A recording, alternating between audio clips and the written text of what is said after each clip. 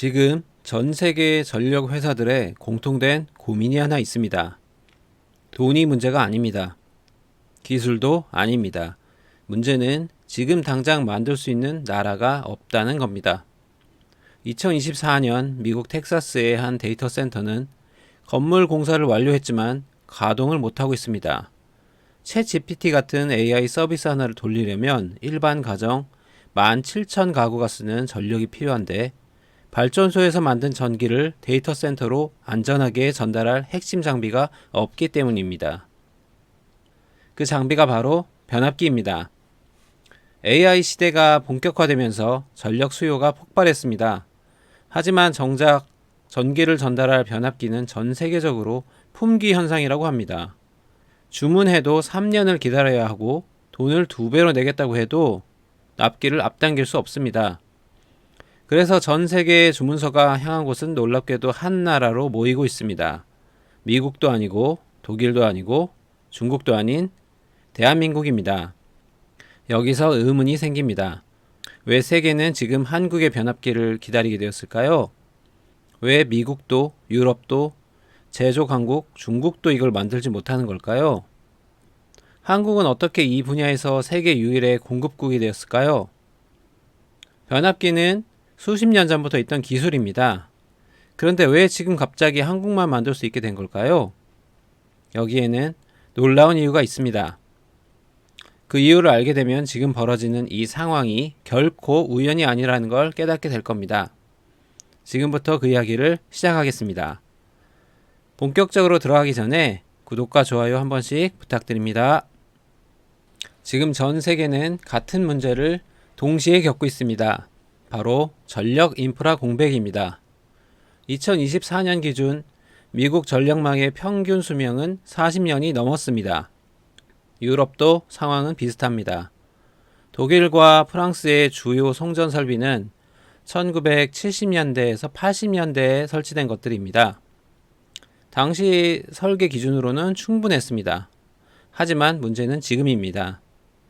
AI 데이터 센터 하나가 소비하는 전력량은 중소도시 하나와 맞먹습니다. 오픈 AI의 GPT-4를 학습시키는데 드는 전력은 약 50메가와트. 이는 가정 3만 가구가 1년간 쓰는 양입니다. 구글, 마이크로소프트, 메타 등 빅테크 기업들이 앞다퉈 AI 데이터 센터를 짓고 있는데 각 센터마다 최소 100메가와트 이상의 전력이 필요합니다. 전기차 충전 인프라도 마찬가지입니다. 미국은 2030년까지 전기차 50만 대 시대를 준비하고 있고 유럽은 2035년부터 내연기관차 판매를 금지합니다. 급속 충전소 하나가 필요로 하는 전력은 일반 가정 50가구 분량입니다. 주요소 하나를 전기차 충전소로 바꾸면 그 지역 전체 전력 설계가 달라져야 합니다. 문제는 여기서 끝이 아닙니다. 재생에너지 확대도 전력망에 엄청난 부담을 주고 있습니다. 태양광과 풍력은 발전량이 일정하지 않습니다. 햇빛이 강할 때는 전력이 남아돌고 바람이 약할 때는 부족합니다. 이 불규칙한 전력을 안정적으로 공급하려면 기존과는 완전히 다른 전력망 설계가 필요합니다. 그렇다면 각국은 무엇을 해야 할까요? 간단합니다. 전력을 더 많이 생산하고 생산된 전력을 안전하게 전달하면 됩니다. 그런데 여기서 많은 사람들이 착각하는 부분이 있습니다. 전력 문제라고 하면 보통 발전소를 떠올립니다. 원자력 발전소를 더 짓거나 태양광 패널을 더 설계하면 해결될 거라고 생각합니다. 물론 발전소도 중요합니다. 하지만 지금 전 세계가 부딪힌 진짜 문제는 다릅니다. 전기를 만드는 건 가능한데 만든 전기를 보낼 수가 없다는 겁니다. 발전소에서 만든 전기는 대부분 수십만 볼트의 초고압입니다. 이걸 그대로 가정이나 공장에 보낼 수는 없습니다. 사람이 감전사하거나 기기가 폭발합니다. 그래서 전압을 단계적으로 낮춰야 합니다. 발전소, 송전선로, 1차 변전소, 2차 변전소, 주상 변압기, 가정. 이 모든 단계에서 변압기가 필요합니다. 쉽게 비유하자면 이렇습니다. 댐에서 물을 엄청난 압력으로 방류한다고 생각해 보세요.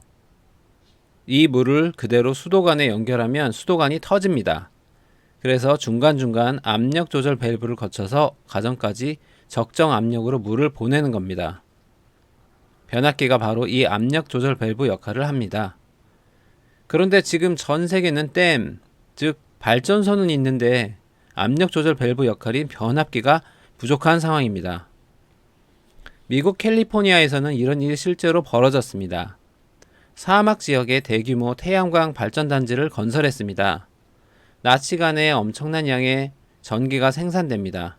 하지만 이 전기를 도시로 보낼 초고압 변압기가 없어서 생산된 전력의 30%를 그냥 버립니다. 만든 전기를 쓰지도 못하고 공중에 날리는 겁니다. 독일도 비슷합니다. 북해 연안의 해상 풍력 단지에서 생산한 전력을 남부 공업지대로 보내려면 765kV급 초고압 변압기가 수백 대 필요합니다. 하지만 구할 수가 없습니다. 결국 풍력 발전기를 세워놓고도 절반만 가동하는 웃지 못할 상황이 이어지고 있습니다. 2024년 일론 머스크는 공개석상에서 이렇게 경고했습니다. 2025년이면 전력 부족이 AI 산업의 가장 큰 병목이 될 것이다. 반도체 부족보다 더 심각한 문제다. 테슬라와 xAI를 운영하는 그로서는 절박한 현실이었습니다. 아무리 뛰어난 AI 칩을 개발해도 데이터 센터를 지어도 전력 인프라가 뒷받침되지 않으면 무용지물이기 때문입니다. 상황을 정리하면 이렇습니다. 전 세계는 지금 세 가지 문제를 동시에 직면했습니다. 노후된 전력 설비, 폭증하는 전력 수요, 재생에너지 전환. 이 세 가지를 해결하려면 기존 전력망을 전면 재설계해야 합니다. 그리고 그 핵심에는 변압기가 있습니다. 문제는 이겁니다. 전 세계는 전기를 더 생산하는 문제가 아니라 전기를 안정적으로 전달할 장비가 부족한 상황에 빠졌습니다. 그리고 이 장비를 지금 당장 만들 수 있는 나라가 별로 없다는 게 더 큰 문제입니다. 그렇다면 변압기가 정확히 왜 이렇게 중요한 걸까요? 단순히 전압을 바꾸는 장비일 뿐인데 왜 전 세계가 이것 때문에 발목이 잡힌 걸까요? 답은 간단합니다.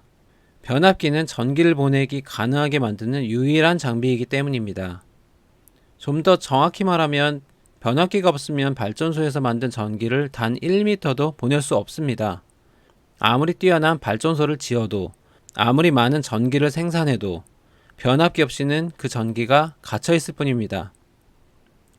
2023년 미국 텍사스의 사례를 보겠습니다. 한 대형 데이터 센터 건설 프로젝트에 총 50억 달러가 투자됐습니다. 건물, 서버, 냉각 시스템 모두 최첨단으로 완성됐습니다. 그런데 가동을 못하고 있습니다. 이유는 단 하나, 765kV급 초고압 변압기 3대가 없어서입니다. 변압기 3대의 가격은 약 2천만 달러입니다. 전체 프로젝트 비용의 0.4%에 불과합니다. 하지만 이 0.4% 때문에 나머지 99.6%가 무용지물이 됐습니다. 건물은 매일 유지비만 나가고 직원들은 대기 상태입니다. 변압기가 도착할 때까지 기다릴 수밖에 없습니다. 이게 변압기의 특성입니다. 대체제가 없습니다. 반도체가 부족하면 구형 칩으로라도 버틸 수 있습니다. 설강이 부족하면 다른 소재로 설계를 바꿀 수도 있습니다. 하지만 변압기는 다릅니다. 765kV급이 필요한데 154kV급으로 대체할 수 없습니다. 시스템 자체가 작동하지 않습니다. 더 큰 문제는 이겁니다. 변압기는 한 번 설치하면 수십 년을 사용합니다. 일반적으로 대형 변압기의 설계 수명은 30년에서 40년입니다. 한 번 잘못 설치하면 30년간 문제를 안고 가야 합니다. 반대로 제대로 설치하면 30년간 안정적으로 작동합니다. 그래서 전력 회사들은 변압기 선택에 극도로 신중합니다. 그렇기 때문에 전력 회사들의 기준은 명확합니다. 검증되지 않은 제품은 선택 불가. 여기서 검증이란 무엇일까요? 단순히 실험실에서 테스트를 통과했다는 게 아닙니다. 실제 현장에서 10년, 20년 동안 문제없이 작동한 실적을 말합니다. 여름 폭염에도, 겨울 한파에도, 폭풍과 낙뢰 속에서도 멈추지 않고 돌아간 기록 말입니다. 2024년 유럽의 한 전력 회사가 변압기 입찰을 진행했습니다. 조건은 간단했습니다. 최소 15년 이상 유럽 또는 북미 지역에서 실제 운용된 실적을 제출하시오. 이 조건을 충족한 업체는 단 3곳뿐이었습니다. 그중 2곳이 한국 기업이었습니다. 왜 이렇게까지 까다로울까요? 이유는 명확합니다. 변압기는 국제 인프라의 중심이기 때문입니다. 2003년 미국 북동부 대정전 사태를 기억하시는 분들이 계실 겁니다. 뉴욕을 포함한 8개 주 5천만 명이 29시간 동안 암흑 속에 갇혔습니다. 경제 손실만 60억 달러였습니다. 원인은 오하이오주의 한 변전소에서 시작됐습니다. 노후 변압기 하나가 과부하를 견디지 못하고 고장났고 이것이 연쇄 반응을 일으켰습니다. 변압기 하나의 고장이 한 도시를, 한 주를, 때로는 여러 국가를 마비시킬 수도 있습니다. 그래서 전력회사들은 싼 것보다 확실한 것을 선택합니다. 가격이 2배 비싸더라도 검증된 제품을 선택하는 게 결국 더 안전하고 경제적입니다. 정리하면 이렇습니다. 변압기는 전기를 보내기 위해 반드시 필요한 장비입니다. 대체제가 없습니다. 한번 설치하면 수십 년을 사용합니다. 그리고 국가 전체의 전력망을 책임집니다. 이런 특성 때문에 변압기 시장은 다른 제조업과 완전히 다릅니다. 가격 경쟁보다는 신뢰 경쟁입니다. 빠른 납품보다는 장기 안정성입니다. 그리고 무엇보다 이 회사가 10년 후에도 20년 후에도 책임질 수 있는가가 핵심 판단 기준입니다. 바로 이 지점에서 한국 기업들의 진가가 드러나기 시작합니다. 여기서 의문이 생깁니다. 변압기가 그렇게 중요하다면 왜 선진국들이 만들지 못하는 걸까요? 미국과 유럽은 수십 년 동안 세계 제조업을 주도했던 나라들입니다. 중국은 세계 공장이라고 불리는 제조 강국입니다. 이들이 변압기 하나를 못 만든다는 게 납득이 안 됩니다. 하지만 현실은 명확합니다. 만들 수 없습니다. 정확히는 만들 수 있는 능력을 잃어버렸습니다. 먼저 미국과 유럽의 상황을 보겠습니다. 1980년대까지만 해도 미국은 변압기 생산 강국이었습니다.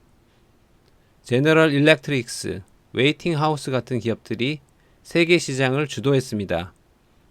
유럽도 지멘스, ABB 같은 거대 기업들이 있었습니다. 그런데 1990년대부터 변화가 시작됩니다. 미국과 유럽 기업들은 전략적 선택을 했습니다. 무겁고 부피 크고 이윤이 적은 중후장대 산업은 축소하고 가볍고 수익성 높은 IT와 금융으로 방향을 틀었습니다. 논리는 명확했습니다. 변압기 같은 전통 제조업은 중국이나 개발도상국에 맡기고 우리는 더 높은 부가가치를 만드는 산업에 집중하자. 실제로 그렇게 했습니다. 제너럴 일렉트릭은 변압기 사업부를 축소하고 금융 부문을 키웠습니다. 지멘스는 소프트웨어와 디지털 솔루션에 집중했습니다. 공장들은 하나둘 문을 닫았고 생산 라인은 해체됐습니다. 문제는 공장만 사라진 게 아니라는 겁니다. 변압기 제조는 단순히 설계도만 있다고 만들 수 있는 게 아닙니다. 수십 년간 축적된 현장 경험이 필요합니다. 어떤 온도에서 어떤 재료를 어떻게 감아야 하는지, 전련유는 어느 시점에 주입해야 하는지, 이런 세세한 노하우들이 쌓여야 합니다. 그런데 공장이 문을 닫으면 숙련 기술자들이 흩어집니다. 20년, 30년 경력의 베테랑들이 은퇴하고 그들의 노하우는 문서화되지 않은 채 사라집니다. 젊은 엔지니어들은 변압기 대신 소프트웨어를 배우러 갑니다. 결과는 이렇습니다. 만들 수 있는 기술보다 만들어 본 경험이 사라졌습니다. 2023년 미국 에너지부가 충격적인 보고서를 발표했습니다. 미국 내에서 765kV급 초고압 변압기를 생산할 수 있는 공장이 단 두 곳밖에 남지 않았다는 내용이었습니다. 그나마도 연간 생산 능력이 합쳐서 50대 수준입니다. 미국 전체가 필요로 하는 수량은 연간 300대 이상입니다. 유럽도 크게 다르지 않습니다. 독일의 한 전력기업 임원은 이렇게 말했습니다. 우리에게는 설계 능력이 있습니다. 하지만 실제로 만들 사람이 없습니다. 도면을 그릴 수는 있지만 그걸 현실로 구현할 생산 기반이 무너졌습니다. 이게 바로 미국과 유럽이 직면한 현실입니다. 장기적으로 걸친 선택이 만든 결과입니다. 고부가 가치 산업으로의 전환이라는 전략은 일시적으로는 성공적이었습니다. 하지만 기초산업 기반이 통째로 사라져 있었습니다. 신규 수요에 대응할 수 없습니다. 설비를 다시 갖추려면 최소 5년에서 10년이 걸립니다. 그 시간 동안 AI 데이터 센터는 기다려주지 않습니다. 그렇다면 중국은 어떨까요? 중국의 상황은 미국, 유럽과는 조금 다릅니다. 중국은 생산 능력을 잃어버린 게 아닙니다. 오히려 반대입니다. 중국은 현재 전 세계 변압기 생산량의 40% 이상을 차지합니다. 양으로는 압도적인 1위입니다. 그런데 왜 중국산 변압기가 전 세계 주문을 다 받지 못하는 걸까요? 핵심은 품질 검증입니다. 변압기는 앞서 말했듯이 30년에서 40년을 사용하는 장비입니다. 그리고 국가 전체의 전력망을 책임집니다. 전력회사 입장에서는 실험을 할 수 없습니다. 검증되지 않은 제품을 국가기관 인프라에 설치할 수는 없는 겁니다. 중국은 일반 산업용 변압기는 대량으로 잘 만듭니다. 하지만 초고압, 장기 안정성이 필요한 분야에서는 여전히 실적이 제한적입니다. 특히 선진국 전력망에 공급된 20년 이상의 장기 운용 데이터가 부족합니다. 2024년 유럽의 한 전력회사가 765kV급 변압기 입찰을 진행했습니다. 중국 기업 3곳이 참여했습니다. 가격은 한국 제품보다 30% 저렴했습니다. 하지만 탈락했습니다. 이유는 간단했습니다. 입찰 조건이 유럽 또는 북미 지역에서 최소 15년 이상 무사고로 운용된 실적이었기 때문입니다. 중국 기업들은 이 조건을 충족하지 못했습니다. 글로벌 전력 회사들의 판단은 이렇습니다. 국가 단위 리스크는 실험 대상이 될 수 없다. 변압기 하나가 고장나면 수십만 명이 정전을 겪습니다. 병원, 공항, 데이터 센터가 멈춥니다. 경제 손실은 수백억 원 단위입니다. 그런 위험을 감수하면서까지 검증되지 않은 제품을 선택할 이유가 없습니다. 결국 상황은 이렇게 정리됩니다. 미국과 유럽은 생산 기반이 약화되어 만들 수 없습니다. 중국은 양산은 가능하지만 장기 신뢰성 검증이 부족합니다. 그래서 전 세계 주문이 한 나라로 집중되고 있습니다. 생산 능력도 있고 기술 축적도 되어 있고 장기 실적도 검증된 바로 그 나라 말입니다. 그 나라가 바로 우리 대한민국입니다. 2024년 기준 글로벌 초고압 변압기 시장에서는 한국 기업의 점유율은 약 35%입니다. 특히 765kV급 이상 초고압 분야에서는 50%를 넘어섭니다. 숫자로만 보면 중국보다 적습니다. 하지만 고부가 가치, 고신뢰도가 요구되는 분야에서는 압도적입니다. 더 놀라운 건 이겁니다. 현재 미국, 유럽, 중동, 동남아시아에서 가동 중인 주요 초고압 변전소의 핵심 변압기 상당수가 한국산입니다. 미국 텍사스 전력망, 사우디아라비아의 스마트시티, 독일의 재생에너지 송전망에 한국 변압기가 들어가 있습니다. 왜 한국일까요? 한국이 특별히 변압기 기술을 먼저 개발한 것도 아닙니다. 1970년대까지만 해도 한국은 변압기를 수입해서 쓰는 나라였습니다. 하지만 이후 한국은 개발을 멈추지 않았고 다른 나라는 중간에 멈췄습니다. 한국은 전력기기 산업을 연속적으로 유지했습니다. 1980년대에 시작해서 2020년대까지 단 한 번도 생산을 중단하지 않았습니다. 미국과 유럽이 공장 문을 닫을 때 한국은 문을 열었습니다. 그들이 인력을 줄일 때 한국은 인력을 키웠습니다. 그 결과 무엇이 남았을까요? 세대 단절 없이 이어진 기술 체계입니다. 현재 한국의 변압기 공장에서는 30년 경력의 베테랑 기술자가 있습니다. 그 옆에서 10년차 중견 엔지니어가 일합니다. 그리고 그 밑에서 5년차 신입이 배웁니다. 3세대가 한 공장에서 함께 일하며 기술을 전수합니다. 미국 공장에서는 이런 풍경을 찾을 수 없습니다. 베테랑은 이미 은퇴했고 중견은 다른 산업으로 떠났으며 신입은 애초에 뽑지 않았습니다. 이렇게 기술 전수가 끊겼습니다. 1980년대 한국전력과 현대중공업이 변압기 국산화를 시작했습니다. 처음에는 일본과 유럽 기술을 배웠습니다. 하지만 단순히 따라하는 데 그치지 않았습니다. 개선하고 발전시키고 독자 기술을 축적했습니다. 1990년대 미국과 유럽이 변압기 산업을 축소할 때 한국은 오히려 투자를 늘렸습니다.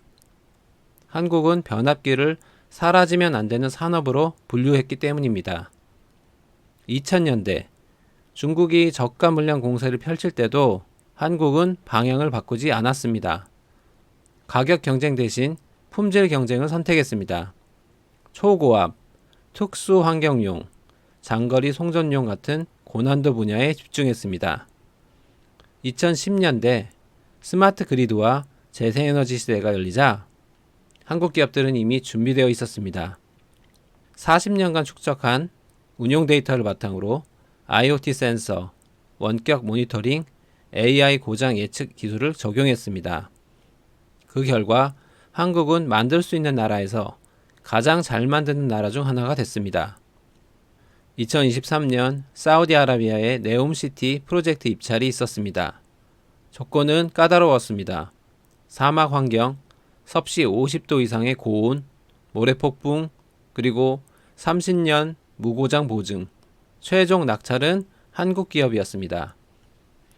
2024년 미국 에너지부가 전력망 현대화를 위해 대규모 변압기 발주를 진행했습니다. 미국 자국 기업 우선 원칙이 있었지만 결국 한국 기업과 장기 공급 계약을 맺었습니다. 납기를 맞출 수 있는 곳이 한국밖에 없었기 때문입니다. 독일의 한 전력회사 구매 담당자는 이렇게 말했습니다. 우리는 한국 변압기를 선택한 게 아닙니다. 선택지가 한국밖에 없었습니다. 이게 현실입니다. 지금 한국이 누리는 이 위치는 우연이 아닙니다. 40년간 멈추지 않고 쌓아온 결과입니다. 미국과 유럽이 전략적 포기를 선택했을 때 한국은 전략적 유지를 선택했습니다. 중국이 빠른 양산에 집중할 때 한국은 긴 검증에 집중했습니다. 전 세계가 전력 대란에 직면한 지금 한국은 준비가 되어 있었습니다. 다른 나라들이 급하게 생산 기반을 재건하려고 할 때 한국은 이미 돌아가고 있는 공장이 있었습니다. 중요한 차이는 연속성이었습니다. 그리고 이 연속성이 지금 한국을 세계 유일의 공급국으로 만들었습니다. 여기서 또 다른 질문이 생깁니다. 왜 한국만 멈추지 않았을까요? 미국과 유럽이 수입성 높은 산업으로 방향을 틀 때 한국은 왜 무겁고 이윤이 적은 변압기 산업을 포기하지 않았을까요? 이건 전략적 판단의 문제였습니다. 1980년대 한국의 상황을 보겠습니다. 당시 한국은 급속한 산업화를 진행 중이었습니다. 공장이 늘어나고 도시가 커지고 전력 수요가 폭발적으로 증가했습니다. 문제는 변압기를 전량 수입에 의존했습니다. 가격도 비쌌고 납기도 길었습니다. 고장이 나면 외국 기술자를 불러야 했고 몇 달씩 기다려야 했습니다. 그때 우리는 결정을 내렸습니다. 이건 계속 수입할 수 없다. 우리가 직접 만들어야 한다. 단순히 비용 절감을 위한 결정이 아니었습니다. 전력은 국가 기반 산업이라는 판단이었습니다. 전기가 없으면 공장이 멈추고 경제가 멈춥니다. 이런 핵심 인프라를 외국에 의존할 수 없다는 게 한국의 결론이었습니다. 1990년대로 넘어가면서 상황이 바뀝니다. 한국은 이미 변압기 생산 능력을 갖췄습니다. 국내 수요는 충족할 수 있었습니다. 이 시점에서 다른 선택을 할 수도 있었습니다. 미국이나 유럽처럼 반도체, IT, 금융 같은 고부가가치 산업으로 전환하는 겁니다. 하지만 한국은 다른 판단을 했습니다. 전력 산업은 경기 변동과 무관한 필수 수요다. IT나 반도체는 경기에 민감합니다. 호황일 때는 대박이지만 불황이 오면 수요가 급감합니다. 하지만 전력은 다릅니다. 경기가 좋든 나쁘든 사람들은 전기를 씁니다. 한국 기업들은 이 점을 주목했습니다. 단기 수익성보다 장기 안정성을 선택한 겁니다. 그리고 또 하나의 판단이 있었습니다. 변압기는 진입 장벽이 높은 산업이다. 반도체나 IT는 기술 변화가 빠릅니다. 계속 투자하고 개발해야 살아남습니다. 하지만 변압기는 다릅니다. 기본 원리는 100년 전이나 지금이나 같습니다. 대신 진입 장벽이 매우 높습니다. 공장을 짓는데 수천억 원이 듭니다. 생산 노하우를 축적하는데 최소 10년이 걸립니다. 그리고 무엇보다 신뢰 구축에 20년 이상이 필요합니다. 한국은 이미 그 장벽을 넘었습니다. 이 시점에서 포기한다는 건 20년간 쌓은 걸 버리는 거였습니다. 그래서 한국 정부와 기업들은 합의했습니다. 한국은 변압기를 미래 산업으로 본 게 아니라 사라지면 안 되는 산업으로 분류했습니다. 이건 매우 중요한 차이입니다. 미래 산업이라면 성장 가능성을 봐야 합니다. 하지만 사라지면 안 되는 산업은 다릅니다. 성장률이 낮아도 유지해야 합니다. 실제로 한국은 그렇게 했습니다. 2000년대 중국의 저가 공세가 시작됐을 때 한국은 방향을 틀었습니다. 일반 변압기는 중국에 맡기고 한국은 초고압, 특수사양, 극한 환경용에 집중했습니다. 사막용, 극지용, 해상용처럼 까다로운 조건을 요구하는 제품들 말입니다. 2008년 글로벌 금융위기가 왔을 때도 한국은 변압기 투자를 멈추지 않았습니다. 오히려 R&D 투자를 늘렸습니다. 위기 때 경쟁자들이 투자를 줄이면 그게 격차를 벌릴 기회라고 판단했기 때문입니다. 2015년 재생에너지 시대가 본격화되자 한국은 또 한 번 준비되어 있었습니다. 풍력, 태양광 산업은 전압이 불규칙합니다. 이를 안정화시킬 특수 변압기가 필요했습니다. 한국 기업들은 이미 개발을 마친 상태였습니다. 우리나라가 내린 판단은 정확했습니다. 단기 수익성보다 장기 기술 축적을 선택했습니다. 그리고 지금 그 선택이 옳았다는 게 증명되고 있습니다. 그렇다면 구체적으로 한국은 무엇을 가지고 있는 걸까요? 왜 다른 나라는 따라잡을 수 없는 걸까요? 단순히 공장이 있고 기술자가 있다는 것 이상의 이야기입니다. 한국이 가진 건 시스템입니다. 이 시스템을 구성하는 조건들은 하나하나 따로 만들 수 없습니다. 전체가 동시에 갖춰져야 작동합니다. 첫 번째 조건, 초고압 설계 경험입니다. 765kV급 변압기를 설계한다는 건 단순히 도면을 그리는 게 아닙니다. 수십만 볼트의 전기가 흐를 때 어떤 일이 벌어지는지, 절연체가 어떻게 반응하는지, 온도가 어떻게 변하는지를 정확히 알아야 합니다. 이건 이론만으로는 불가능합니다. 실제로 만들어보고 테스트하고 실패하고 개선하는 과정을 수십 번 반복해야 얻을 수 있는 경험입니다. 한국 기업들은 지난 30년간 이 과정을 반복했습니다. 현재 전 세계에서 가동 중인 765kV급 변압기의 약 40%가 한국산입니다. 이게 의미하는 건 단순히 많이 만들었다가 아닙니다. 많이 설치했고 많이 운용했다는 뜻입니다. 두 번째 조건, 대규모 생산 이력입니다. 변압기는 하나하나 맞춤 제작되는 제품이지만 그래도 대량 생산 경험이 필요합니다. 왜냐하면 생산 과정에서 발생하는 미세한 문제들을 해결하는 노하우가 쌓이기 때문입니다. 예를 들어 구리 선재를 감을 때 장력을 얼마나 줘야 하는지, 절연유 주입 온도를 어떻게 조절해야 하는지, 이런 세세한 부분들은 문서에 없습니다. 현장에서 수천 대를 만들어 본 기술자의 손끝에 있습니다. 한국은 연간 수천 대의 변압기를 생산합니다. 소형부터 초대형까지, 일반형부터 특수형까지 전 제품군을 다룹니다. 이 과정에서 쌓인 데이터와 노하우는 다른 나라가 단기간에 따라올 수 없는 자산입니다. 세 번째 조건, 장기 운용 데이터입니다. 2026년 현재 한국이 1990년대 초반에 공급한 변압기들이 여전히 미국, 유럽, 중동에서 작동하고 있습니다. 30년 이상 무사고로 운용된 실적입니다. 이게 얼마나 중요한지 아십니까? 전력회사가 변압기를 선택할 때 가장 중요한 기준이 바로 이겁니다. 이 제품이 30년 후에도 문제없이 작동할까? 이 질문에 답할 수 있는 유일한 방법은 실제로 30년간 돌려본 데이터를 보여주는 겁니다. 중국 제품이 가격은 저렴하지만 선택받지 못하는 이유가 바로 이겁니다. 중국이 본격적으로 수출을 시작한 게 2000년대 중반입니다. 아직 20년밖에 안 됐습니다. 30년 데이터가 없습니다. 네 번째 조건, 안정적인 소재 공급입니다. 변압기의 핵심 소재는 전기강판, 구리선재, 절연유입니다. 특히 전기강판은 품질이 변압기 성능을 좌우합니다. 한국은 포스코라는 세계 최고 수준의 설광회사를 보유하고 있습니다. 포스코의 방향성 전기장판은 세계 시장 점유율 1위입니다.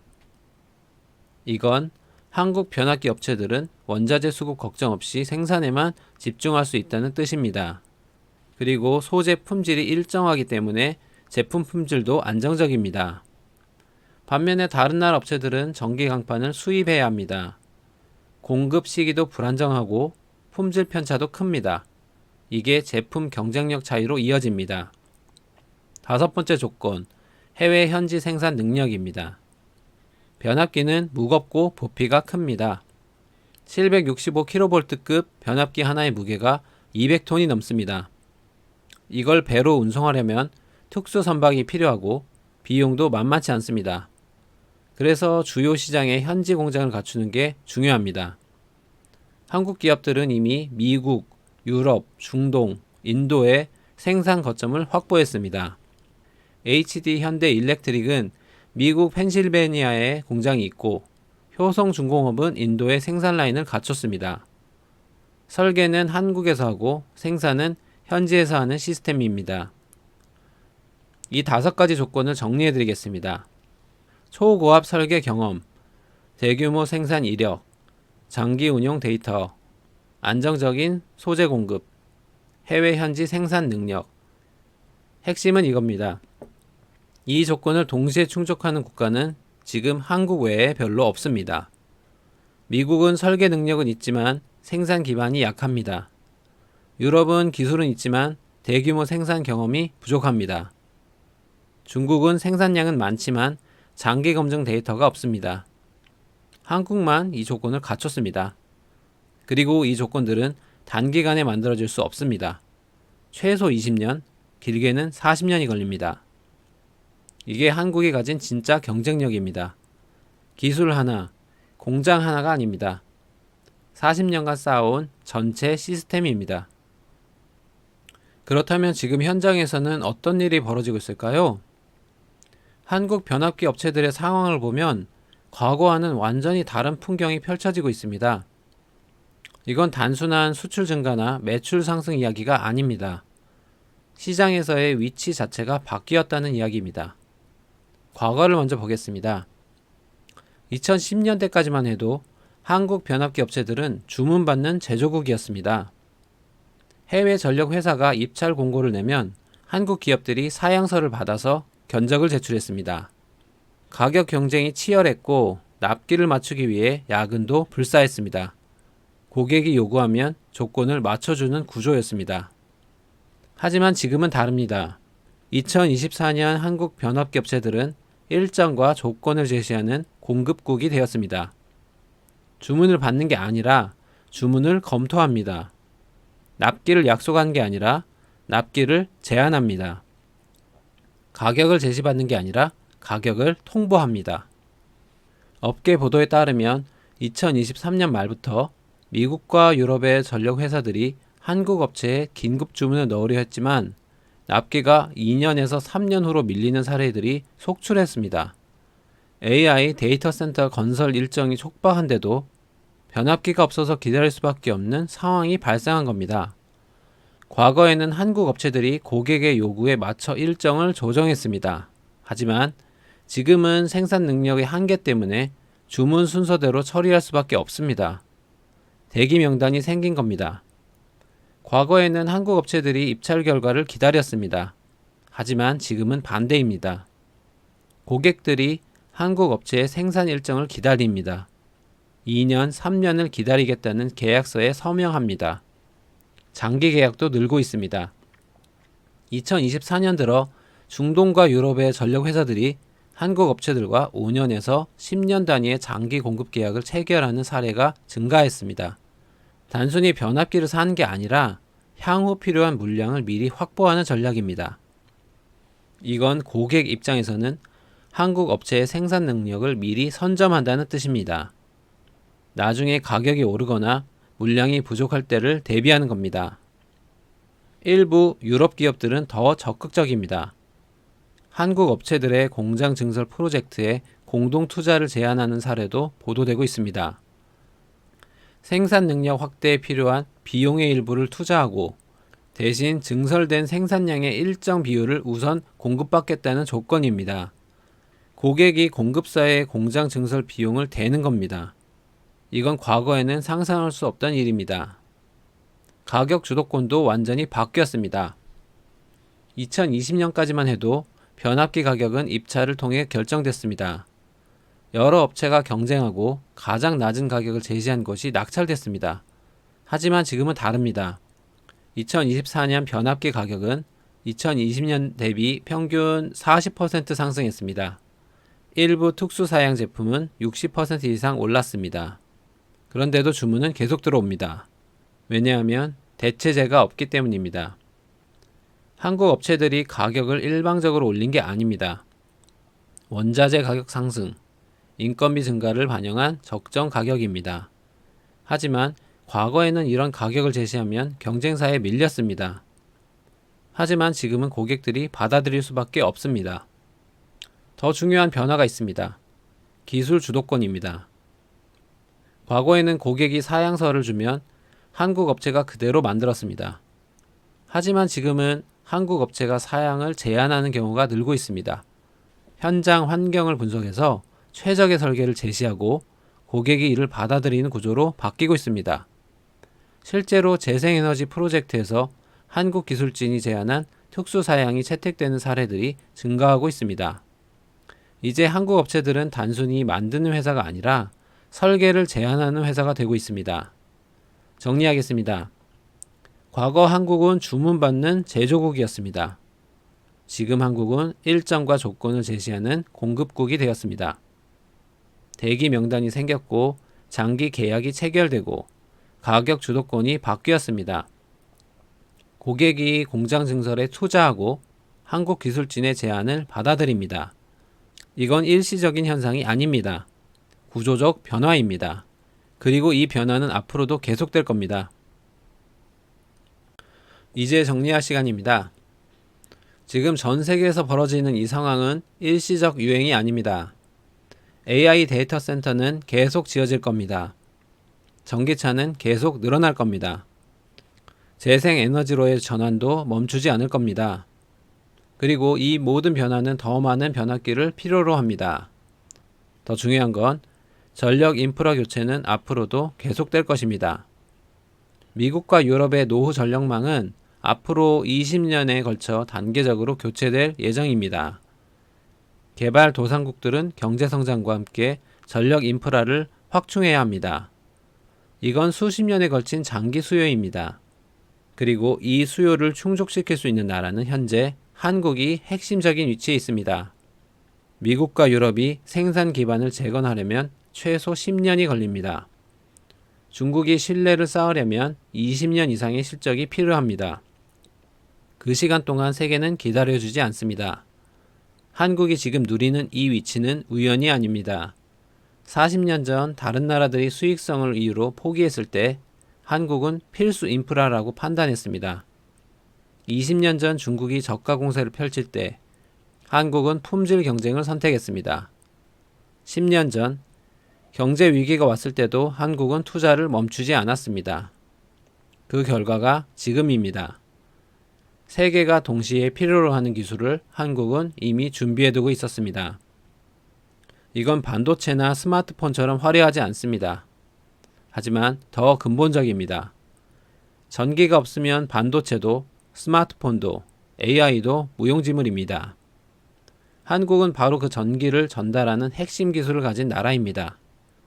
앞으로 10년, 20년 동안 전 세계가 한국을 필요로 할 겁니다.